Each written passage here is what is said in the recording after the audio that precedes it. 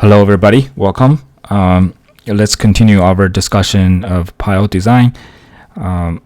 Last class, we had a quick review of SPT test, and we talked about the correlations. So we talked about how SPT is done, and the correlations from the blow counts, which is the n number,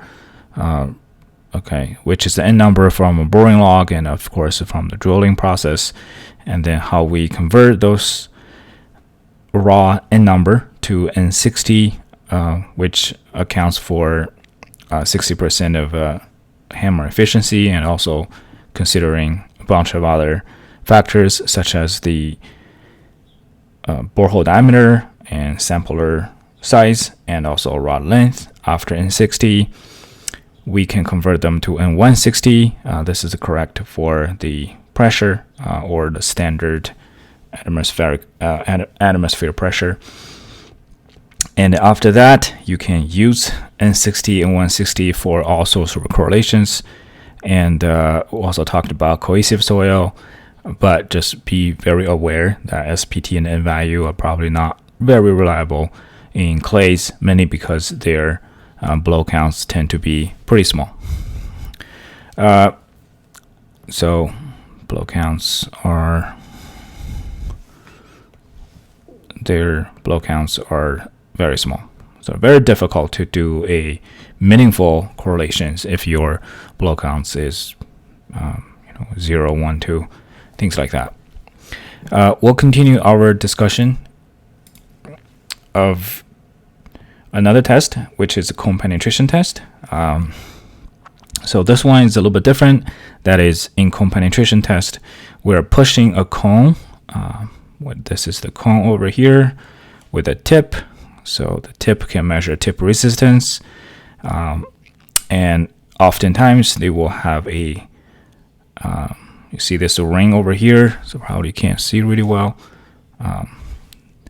They can use this to measure pore water pressure. So this can measure your pore water pressure.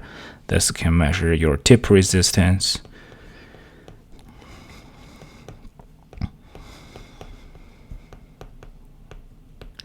And the whole side, it can measure, we call them sleeve friction. So basically, we're almost pushing some sort of a mini pile into the soil, so that based on the readings of your tip resistance and the sleeve friction, and of course the water pressure if you have any water, but mainly we're using the speed of the water dissipation to tell how permeable the soil is. Anyway, so based on all those readings, it can give you a kind of a best estimation of what type of soil we're talking about in the ground. So compare with SPT. So in SPT, you can do sampling with your SPT. So basically SPT was done during the soil sampling process. So you get a chance to look at the soil, because after you take your sampler out, you can look at them. But during CPT, you don't really do any sampling, so you are not looking at the soil. But one of the things that CPT is better than SPT is CPT usually advance a lot faster. So you can cover a lot more ground than SPT. So in a lot of projects, you will see a combination of CPT and SPT. Okay, so this is a typical results. As we talked before, you will have a column of your tip resistance. The x-axis is the magnitude of the resistance. The y-axis is the depths of your soil profile, and you will have your sleeve friction as well, which is over here, and then you will have your pore pressure, which is here. And also you have RF. So RF is a percentage. So they're talking the RF, the way they are calculated is your sleeve friction. So basically it's a percentage that is your sleeve friction over your QT. And based on all those three numbers, like, four numbers, but technically three numbers, and you are able to come up with a SBT number, and the SBT number will point you to the classification. Again, this is inferred soil classification that is based on like numerous of CPD data and of known soil, and we can basically generalize the different behavior of the FS, QTFS, and water pressure, and then we have a pretty decent database of what the CPT results will look like for a specific type of soil. So that's how we are able to classify the soil based on the CPT results. Again, it's not a direct classification, like, you have your hands on soil so that you can properly classify them in the lab, which that's the case for SPT, but not really for CPT. So like oftentimes, I would say you have to take the CPT results with a tiny little bit of grain of salt.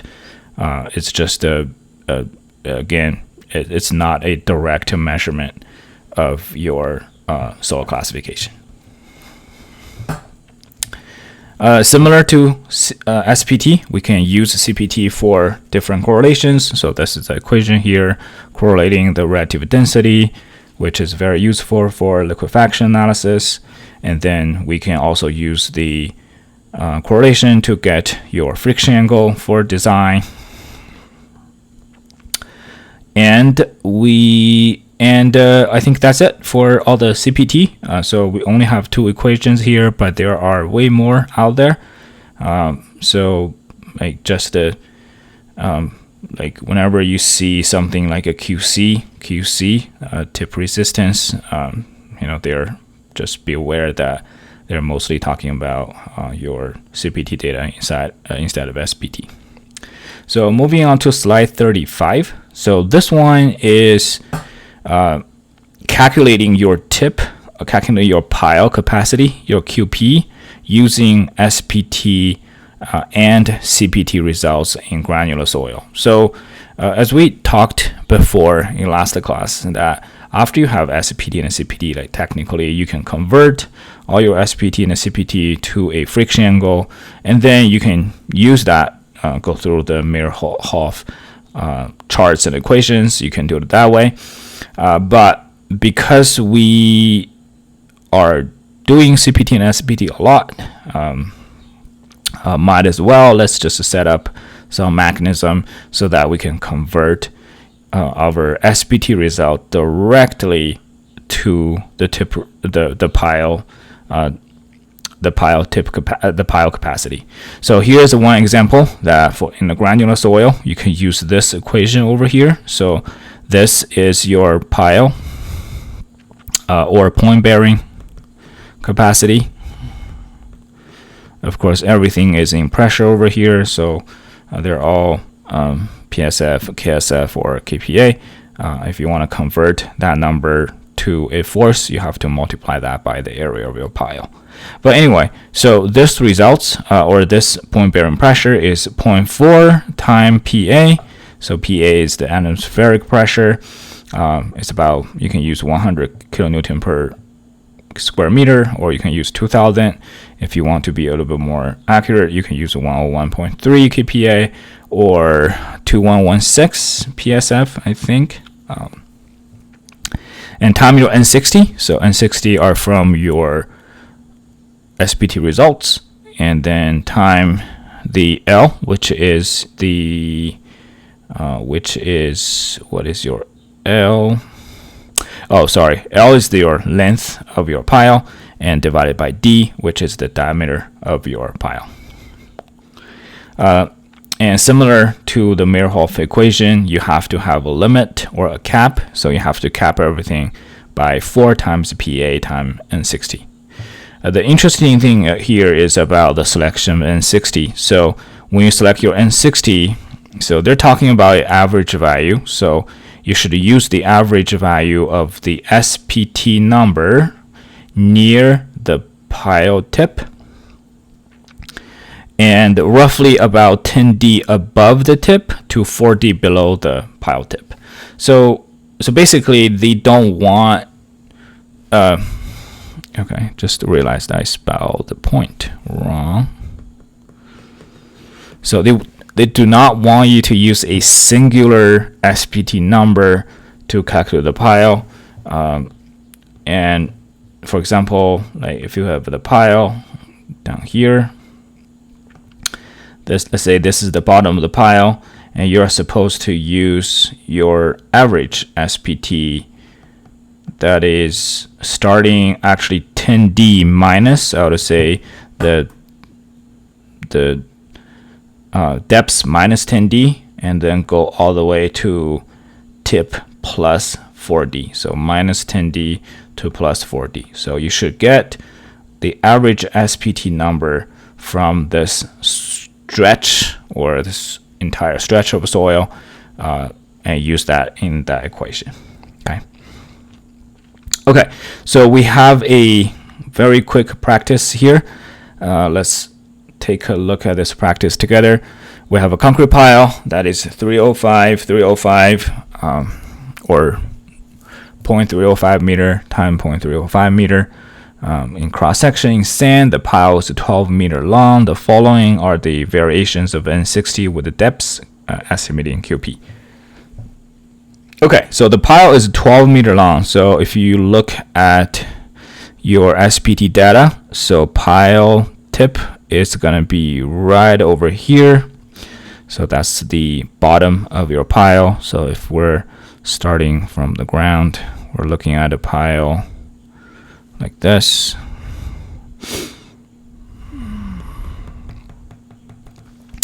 And if we're using the negative 10D up or 10D up and 4D down, that's where we should grab all of our SPT results, right? And the cross section is 0.305, so 10D is gonna be basically 3.05 meter, and 4D is gonna be, I'm gonna grab my calculator.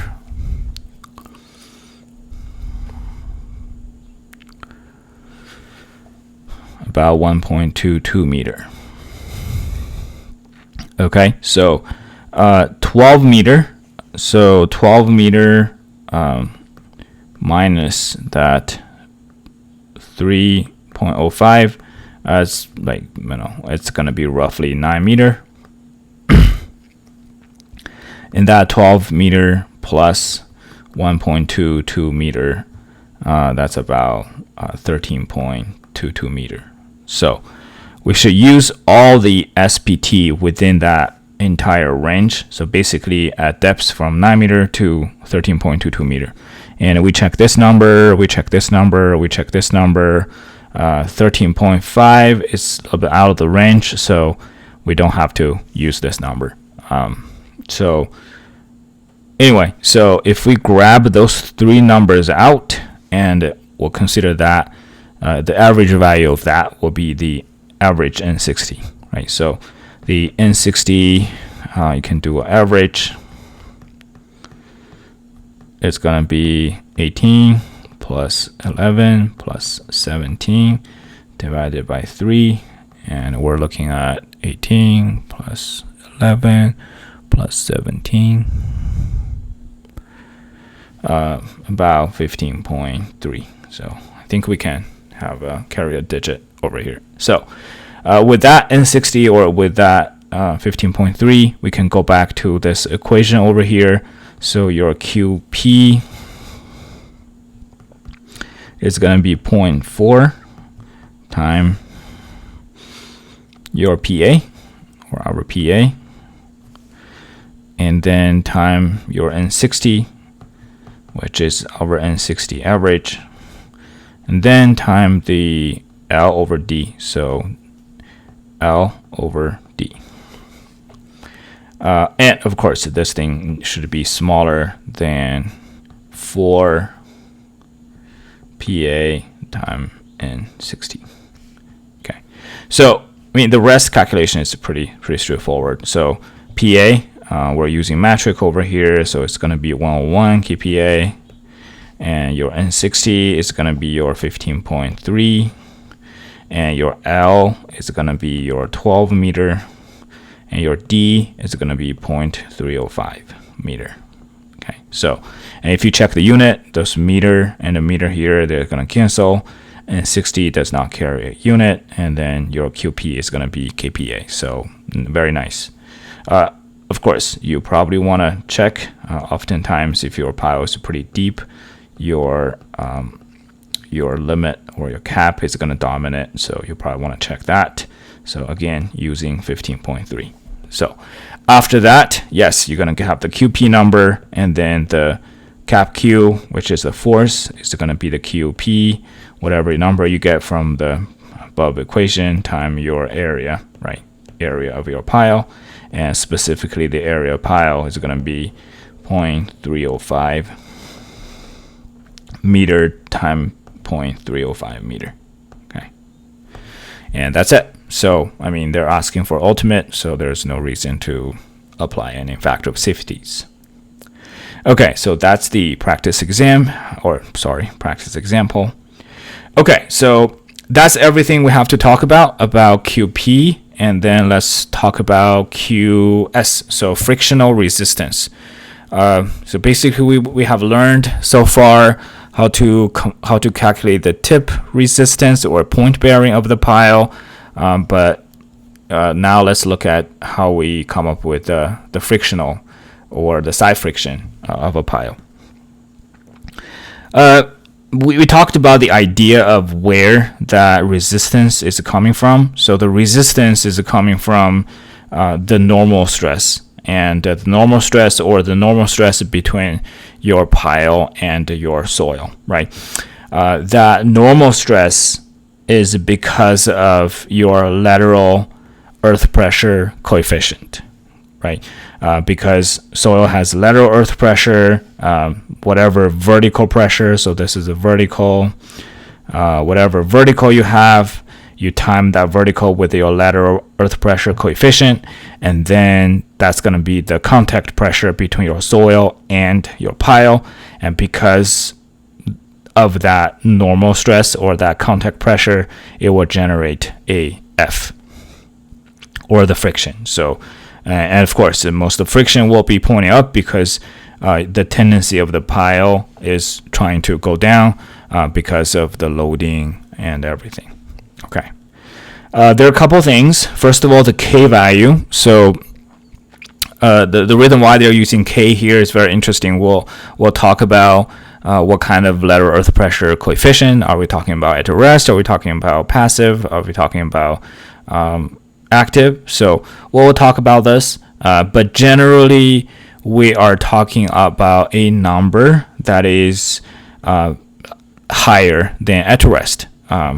Why? Because oftentimes your pile is driven into the ground. That's for driven pile. So it's going to cause some sort of disturbance to the ground.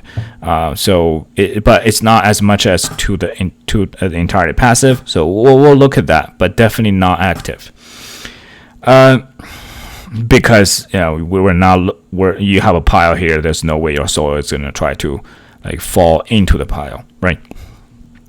And let's look at the distribution of that F over here. So the distribution of the F is also kind of interesting. Very similar to the distribution of the tip resistance.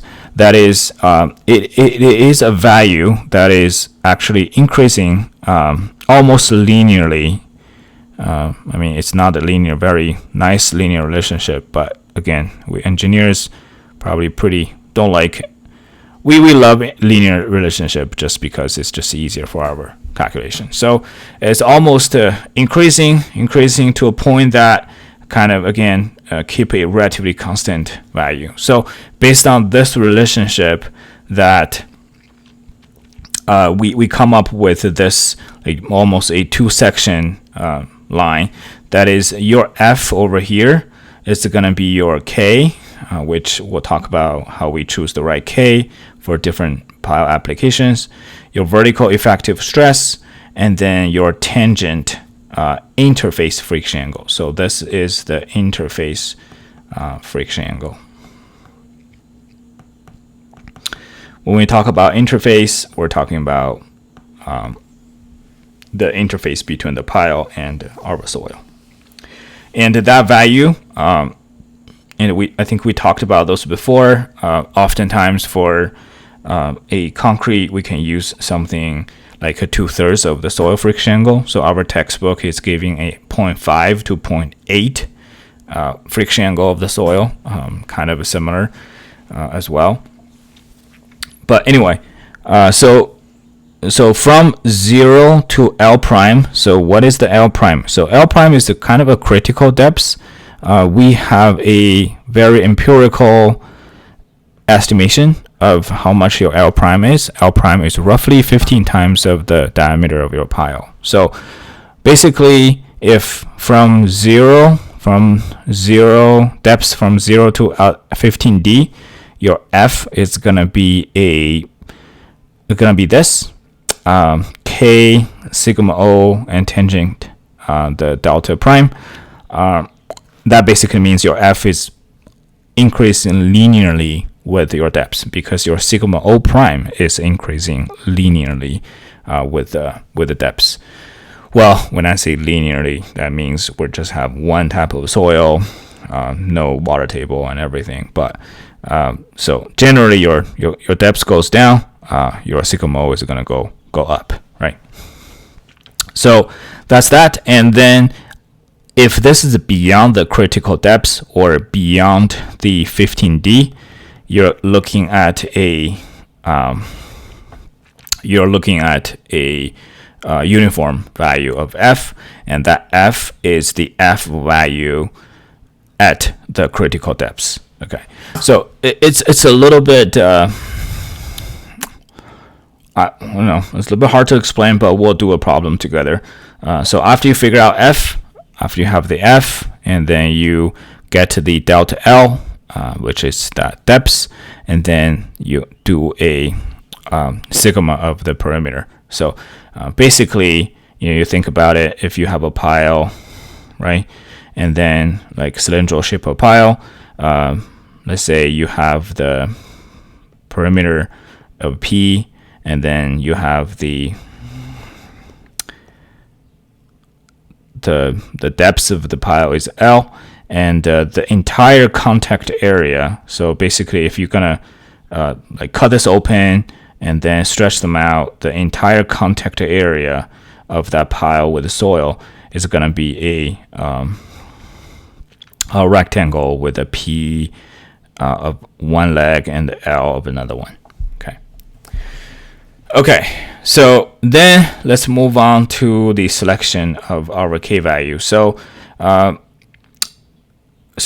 K value kind of varies with the depths, and if you have this one over here, a bored or jetted pile. So bored pile, you cut you dig a big hole in the ground, or jetted, use water, high pressure, pressurized water, and that K value is gonna be closer to the at rest case, which makes sense. You just take the soil out.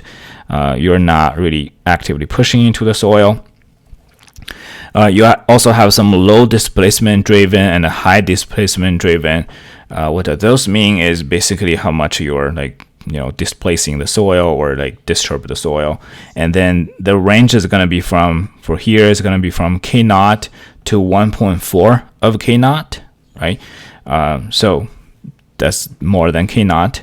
If you have high displacement, you're going to have 1.1 K naught to about 1.8 K naught. So it kind of varies a little bit, and there are tons of data out there. So for example, this paper by Mansu and Hunter, published in 1970, they're saying a bunch of the H piles, steel piles, and the precast concrete piles, their K value are 1.65, 1.26, and 1.5. So, and again, you look at those H piles, steel pile, and precast concrete piles, and likely those piles are probably driven piles, so they're definitely squeezing the soil a little bit. So that's the reason why the K is that value is obviously higher than your at rest traditional K0 value.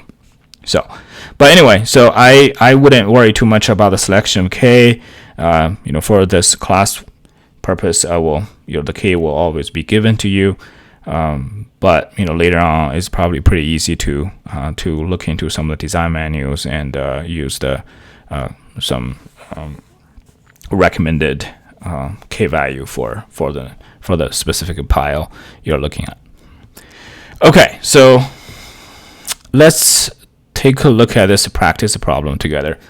So you have a 20-meter long concrete pile with a cross section of 0.407 by 0.407. It's fully embedded in sand. So this, let's say we have a pile over here.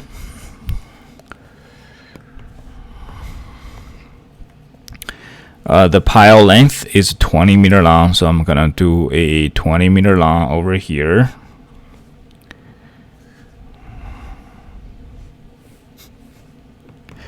This pile is 20-meter long, and the cross section is 407 times 407. Looks like this is a square pile, and it's fully embedded in sand. So we have sand over here. So for the sand, you have the gamma value, you have the friction angle, estimating the frictional resistance using a 1.3 of K, and also a interface friction angle of 0.8. Okay, so pretty straightforward. So I would say always the first step is to figure out the critical length or the critical depth. The critical length is going to be 15 times your diameter. You can just use that as your diameter. 15 times 0.407 meter. Okay, I'm gonna grab my calculator for real quick. 15 times 0.407. We have 6.1 meter. Okay, so basically up to 6.1 meter. So let's say here, this is 6.1 meter. Your F is going to be increasing, and after that, you will have a uniform F throughout. Okay, so that's going to be your distribution of your like unit skin friction. And then we can look at the number, like this is your turning point. So we need to look at like exactly like how much is your F, right? So that's pretty easy to do. So like at 6.1 meter at that depth, your sigma O prime is going to be 18 kilonewton per meter cubed times 6.1 meter. That would give us time 18, about, I would say 110 kPa. Okay. And your F L prime, or at that 6.1 meter, is going to be your K value time your sigma O prime, and then time your tangent 0.8 time 35 degree. So well, this is the K, right? So we're converting your K, your vertical to a normal, to a lateral pressure, and then we time the interface friction angle. The interface friction angle is 0.8. This is where that 0.8 coming from. 0.8 of your soil friction angle. So we have a 1.3 and time 110 kPa, and then time a tangent. So I will have to use my calculator again. 28 degrees. Okay, so this will give us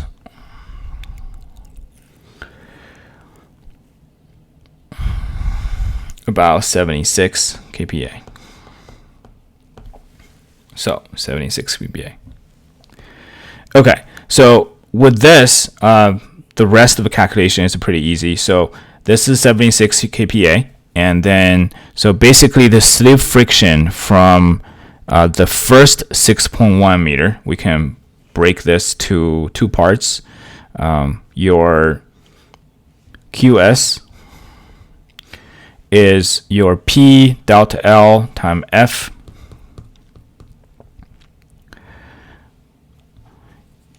So the first 6.1 meter, your QS, I would say QS1, is going to be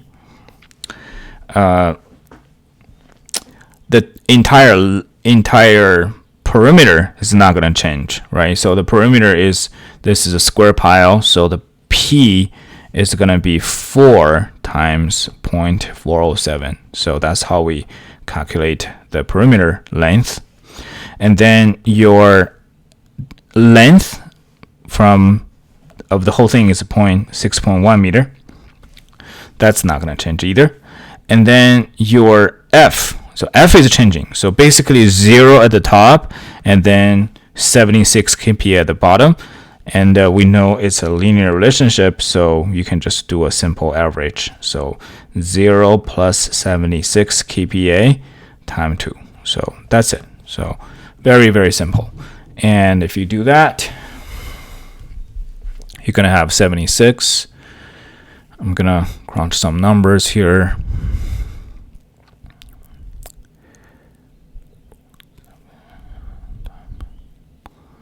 So I have a 377 kilonewton. Okay. And then our QS2, that's for the left. You have the first 6.1 meters, but you have a total 20 meter, and then the rest of the 20 meter minus 6.1 meter, those are still the same perimeter, and they are all going to be, okay, I want to make sure I carry out my unit. And then the rest is going to be 76 kPa. If that should make sense, because they are a uniform value. So, and this will give us 20 minus 6.1 times 4.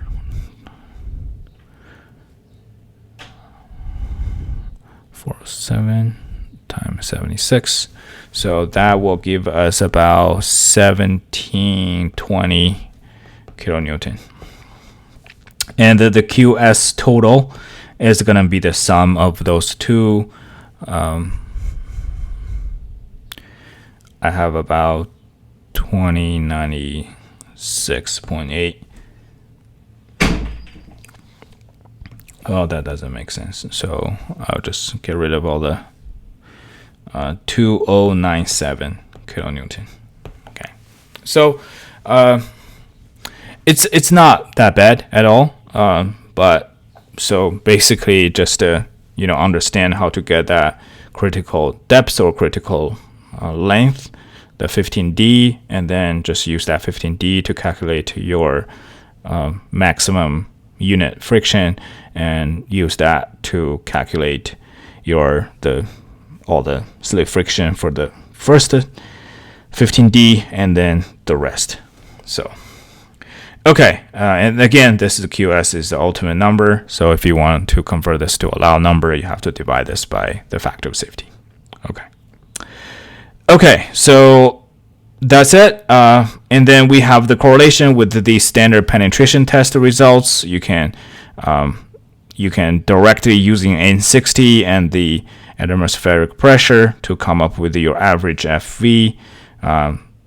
For a high displacement pile, and this is for a low displacement pile. So don't really use this a lot, but like this is more of the classic way of calculating your frictional resistance. So okay, so the last one that I wanted to cover is if you have your point bearing capacitive if you have the end of your pile resting on rocks, and this is the equation of calculating your